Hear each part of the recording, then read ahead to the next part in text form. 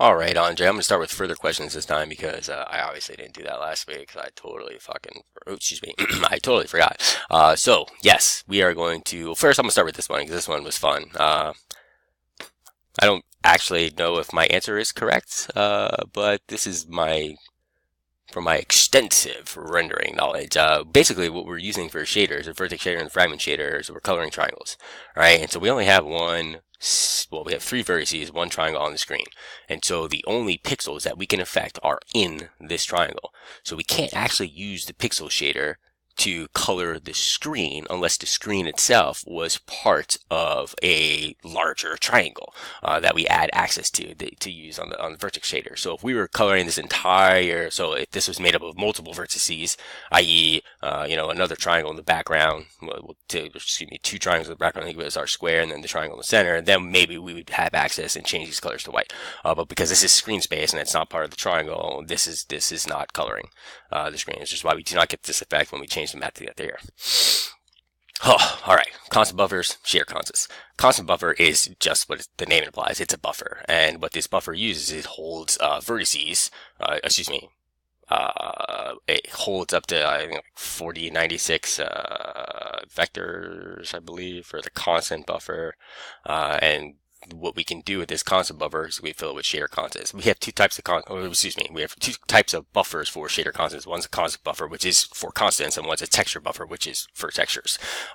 So for the constant buffer, this is just a simple set of or different set of constants that we can use to update in the shader without actually having to change in the entire shader and have a new shader for different aspects. So we can change these constants on the fly.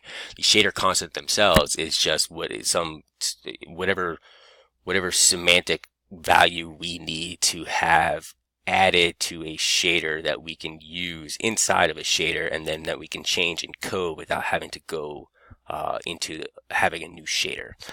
So that's what I think of the difference between the shader constants and the constant buffers. The shader constants is what fills the constant buffer, and the constant buffer lives on or lives in the shader, the HLSL file in our case, and that's what gets swapped out between them when we're using this.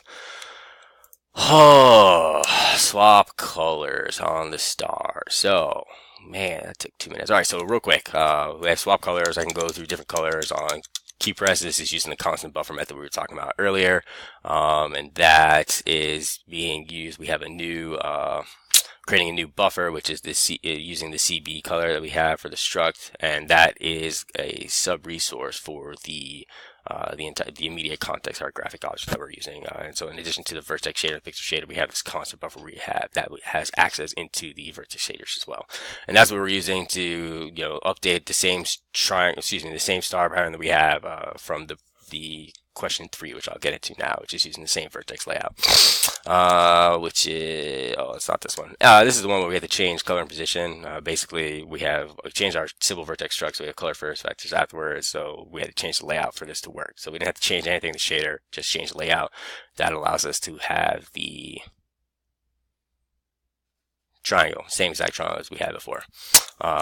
Trying to speed this up because I'm talking too much. All right, this is the individual color triangle. So we needed more vertices. In fact, we need to double up in my picture vertex 1, 7, 3, and 5. So I needed 2 vertices at position 1, 2 at 7, 2 at 5, 2 at 3. That allowed me to have individual triangles of my star colored to give us this, and that now we are not blended because we are blended, but we're blended between this vertex and this vertex.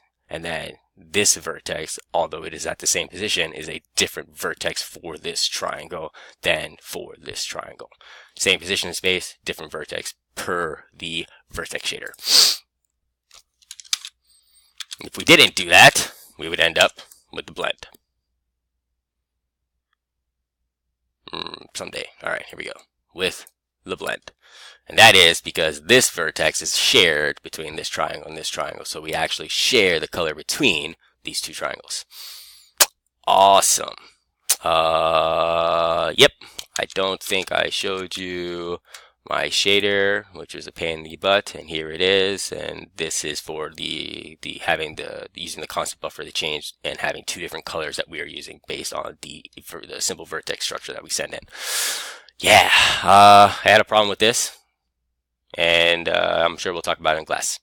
Awesome, because everybody else is having a problem too. So we will. I'll bring it up then. And okay, I will see you later tonight. Thanks.